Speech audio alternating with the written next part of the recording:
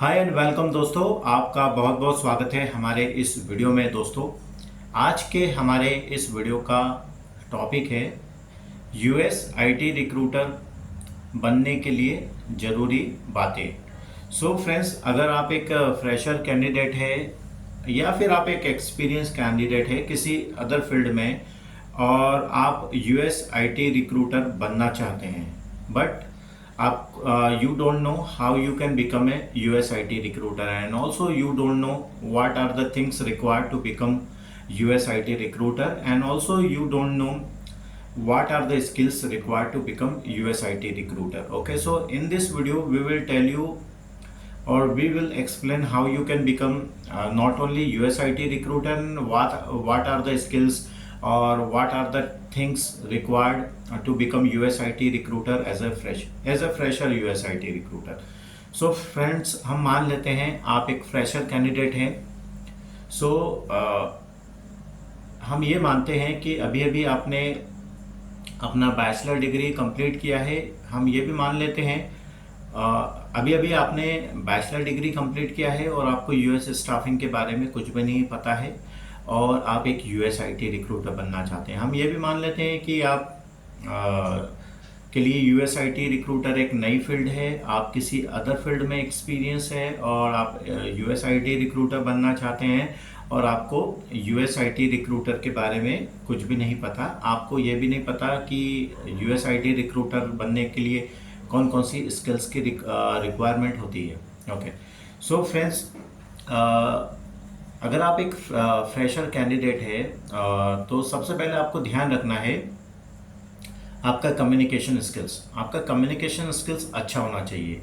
You must have strong communication skills in English. Okay, apart from this, इसके अलावा आपके पास आपको क्या करना है कि डिफरेंट जैसा कि आप जानते हैं डिफरेंट जॉब्स के डिफरेंट जॉब डिस्क्रिप्शन होते हैं।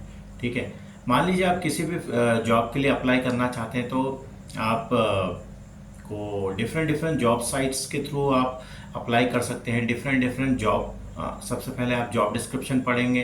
अगर आप जॉब डिस्क्रिप्शन पे कंफर्टेबल होते हैं तो आप अप्लाई करते हैं। तो आप सबसे पहला काम है जो भी जॉब डिस्क्रिप्शन, जैसे कि जो यूएस आईटी रिक्रूटर है ये is a kind of IT HR recruiter और रिक्रूटिंग प्रोफेशनल और आईटी रिक्रूटर। ओके, सो सबसे पहले आपको डिफरेंट जो जॉब्स के जॉब डिस्क्रिप्शन आपको पढ़ने हैं, उनको समझना है। अगर आप एक यूएस आईटी रिक्रूटर बनना चाहते हैं तो सबसे पहला आपका जो काम होगा वो डिफरेंट जॉब डिस्क्रिप्शन को पढ़ना और उन जॉब डिस्क्रिप्शन को समझना। अगर जैसा कि आप अभी फ्रेशर हैं, मान लेते हैं आप फ्रेशर हैं, अगर आप एक बार पढ़ते हैं जॉब डिस्क्रिप्शन तो आपको अगर समझ में नहीं आता है तो आपको 2 से 3 बार पढ़ना है। ओके, आपको जब तक जॉब डिस्क्रिप्शन पढ़ना है जब तक आपको समझ में नहीं आ जाता। आपको समझना है कि एक्चुअली में जॉब की रिक्वायरमेंट क्या है। जॉब डिस्क्रिप्शन का मतलब क्या होता है, what are the things required for any professional. Okay, so सबसे पहले जॉब डिस्क्रिप्शन को आपको पढ़ना है कि कोई भी क्लाइंट है या कंपनी है उस जॉब डिस्क्रिप्शन के माध्यम से किस प्रकार का कैंडिडेट चाहती है। मतलब जॉब डिस्क्रिप्शन में कौन कौन सी स्किल्स है और कैंडिडेट के पास कौन कौन सी स्किल्स होना चाहिए, कैंडिडेट के पास कितना एक्सपीरियंस होना चाहिए, या कैंडिडेट की एजुकेशन क्वालिफिकेशन क्या होना चाहिए, कैंडिडेट के पास कौन कौन सी सॉफ्ट स्किल्स होना चाहिए। सो ये सारी बातें आपको जॉब डिस्क्रिप्शन में सब देखने को मिलेगी। सो बेसिकली आपका जो काम होता है एक जॉब डिस्क्रिप्शन को पढ़ना और जॉब डिस्क्रिप्शन को पढ़कर ये पता लगाना कि क्लाइंट को कैसा कैंडिडेट चाहिए। क्या कैंडिडेट या किसी भी कैंडिडेट के पास कितना एक्सपीरियंस होना चाहिए, कैंडिडेट के पास कौन कौन सी स्किल्स होना चाहिए, कैंडिडेट के पास की एजुकेशन क्वालिफिकेशन क्या होना चाहिए या सॉफ्ट स्किल्स क्या होना चाहिए। सो सबसे पहला आपका काम है जॉब डिस्क्रिप्शन को पढ़ना समझना। इसके बाद है जब आप जॉब डिस्क्रिप्शन पढ़ना सीख जाते हैं, जॉब डिस्क्रिप्शन जब आप समझ लेते हैं, समझना सीख जाते हैं, उसके बाद का जो नेक्स्ट स्टेप होता है बूलियन सर्च स्ट्रिंग बनाना। दोस्तों, बूलियन सर्च स्ट्रिंग बनाना एक टेक्निकल काम है ना, लेकिन ये काफ़ी इजी है, इतना डिफ़िकल्ट नहीं है कि आप नहीं सीख सकते। ठीक है, जो सेकेंड स्टेप रहता है आपका वो है बूलियन सर्च स्ट्रिंग बनाना। सो बूलियन सर्च स्ट्रिंग में क्या होता है कि जैसा कि हमने जो भी जॉब डिस्क्रिप्शन को, अगर कोई भी जॉब हमको दी जाती है या असाइन की जाती है काम करने के लिए, तो सबसे पहले हम जॉब डिस्क्रिप्शन पढ़ेंगे, फिर समझेंगे कि एक्चुअल में क्लाइंट को या कैंडिडेट के पास कौन कौन सी स्किल्स होना चाहिए। जो कैंडिडेट के पास according to job description skills होना चाहिए, उन्हीं स्किल्स का यूज़ करके हम बूलियन सर्च स्ट्रिंग बनाते हैं। तो आपको बूलियन सर्च स्ट्रिंग, जो सेकेंड स्टेप रहेगा, आपको बूलियन सर्च स्ट्रिंग बनाना सीखना है। बूलियन सर्च स्ट्रिंग के 5 या 6 मेनली ऑपरेटर होते हैं, जैसे कि एंड, नंबर 1 एंड, नंबर 2 और, नंबर 3 नॉट, नंबर 4 पैरेंथेसिस या bracket, number 5 quotation mark, okay. और नंबर 6 एस्ट्रिक। ये जो 6 कीवर्ड है या ऑपरेटर है, इनका यूज़ आपको सीखना है। जब इन 6 ऑपरेटर का आप यूज़ सीख लेते हैं तो आप बूलियन सर्च स्ट्रिंग में एक्सपर्ट हो जाते हैं। तो हमारा जो सेकेंड स्टेप है वो है बूलियन सर्च स्ट्रिंग बनाना।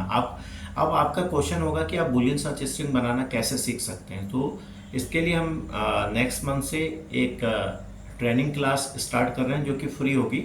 उसे आप ज्वाइन कर सकते हैं और बूलियन सर्च स्ट्रिंग बनाना सीख सकते हैं, ठीक है। बूलियन सर्च स्ट्रिंग बनाने के बाद का जो नेक्स्ट स्टेप होता है वो जॉब साइट्स का use, how you can use job sites, different job sites. जैसे कि जो यूएसए फील्ड है, या ये एक USA, United State of America, okay, which is related to United State of America. तो जो जॉब साइट्स का यूज़ आपको सीखना है वो यूनाइटेड स्टेट ऑफ अमेरिका के जो भी मेन जॉब साइट्स है, जैसे कि career builder, dice, मोस्टर, Indeed, टेकफेच, okay, ये मेन जॉब साइट्स है। इनका यूज़ आपको सीखना है। मतलब आपने सबसे पहले आपने जॉब डिस्क्रिप्शन पढ़ना सीख लिया, फिर आपने बूलियन सर्च स्ट्रिंग बना ली, और उस बूलियन सर्च स्ट्रिंग को आपको किसी भी जॉब साइट्स में पुट करना है और रेज्यूमे सर्च करना है। बेसिकली जॉब साइट्स का यूज़ कैंडिडेट के रेज्यूमे को सर्च करने के लिए किया जाता है। वो भी हम आपको बताएंगे कि कैसे आप डिफरेंट जॉब साइट्स का यूज़ सीख सकते हैं। इसके लिए भी हम एक सेपरेट क्लास आपके लिए नेक्स्ट मंथ से स्टार्ट करेंगे, ओके। ये भी फ्री क्लास होगी। हमने 3 स्टेप अभी तक, 3 स्टेप्स के बारे में अभी तक हमने बात की है। नंबर 1 जॉब डिस्क्रिप्शन पढ़ना और समझना, नंबर 2 बूलियन सर्च स्ट्रिंग बनाना, नंबर 3 जॉब साइट्स का यूज़ सीखना, और नंबर 4 हम आपको ATS के बारे में बताएंगे। ATS का फुल फॉर्म होता है applicant tracking system, okay. ATS is a kind of database, okay. 2-3 ATS के नाम हम आपको बता देते हैं, जैसे कि जॉब डिवा, सीपाल, बुलहॉन, एट्सेट्रा, ओके। और भी कई प्रकार के ATS हो सकते हैं। इसके बाद आपको कॉल स्क्रिप्ट आपको आना चाहिए। मतलब अगर आपको जब भी कोई जॉब आपको दी जा रही है, आपको बोला जा रहा है कि जावा डेवलपर पे काम करो, जावा डेवलपर के रेज्यूमे कैंडिडेट को लॉक करो, या आपको कोई जॉब दी गई है जावा डेवलपर की और आपसे कहा जाता है कि शाम तक 2 कैंडिडेट हमें दो, ओके। तो फिर आप क्या करेंगे, सबसे पहले आप जावा डेवलपर का जॉब डिस्क्रिप्शन पढ़ेंगे, समझेंगे, फिर बूलियन सर्च स्ट्रिंग बनाएंगे, फिर जॉब साइट्स का यूज़ करेंगे और जावा डेवलपर के रेज्यूमे को सर्च करेंगे। इसके बाद अगर आपको कोई अच्छा कैंडिडेट मिलता है तो आपका क्या काम होगा कि आप कैंडिडेट को कॉल करेंगे, ठीक है। कैंडिडेट को जब आप कॉल करेंगे तो आप एक स्क्रिप्ट का यूज़ करेंगे, है ना, जिसे कि हम कॉलिंग स्क्रिप्ट कहते हैं। तो उस कॉलिंग स्क्रिप्ट को सबसे पहले आपको सीखना है, तो वो भी हम आपको सिखाएंगे, और ये कॉलिंग स्क्रिप्ट भी आपको फ्रीली अवेलेबल होगी। जब ये सारी इसके बाद का जो स्टेप होता है वो कैंडिडेट को लॉक करना, कि कैंडिडेट को कैसे लॉक करते हैं, या तो वो कैंडिडेट को लॉक करने के लिए हमें कुछ इन्फॉर्मेशन की ज़रूरत होती है। वो इन्फॉर्मेशन हमको कैंडिडेट से लेना होती है, या हमको कैंडिडेट को कन्विंस करना होता है, या कैंडिडेट अगर कोई हमारे पास जॉब है और कोई कैंडिडेट उस जॉब के लिए इंटरेस्टेड है, तो हम उस कैंडिडेट को लॉक करेंगे, और अगर वो नॉट इंटरेस्टेड भी होगा तो उसे हम कन्विंस करेंगे। हम कोशिश करेंगे कि उस कैंडिडेट को हम किसी भी तरह से उसे लॉक कर ले। इसके बाद का स्टेप होता है सबमिशन, कि सबमिशन हम कैसे कर सकते हैं, तो वो भी हम आपको बताएंगे कि सबमिशन आप कैसे कर सकते हैं। सो फ्रेंड्स, आशा करता हूँ आपको हमारा ये वीडियो पसंद आया होगा। यदि आपको हमारा ये वीडियो पसंद आया तो इस वीडियो को लाइक कीजिएगा, कमेंट कीजिएगा और अपने दोस्तों के साथ शेयर कीजिएगा।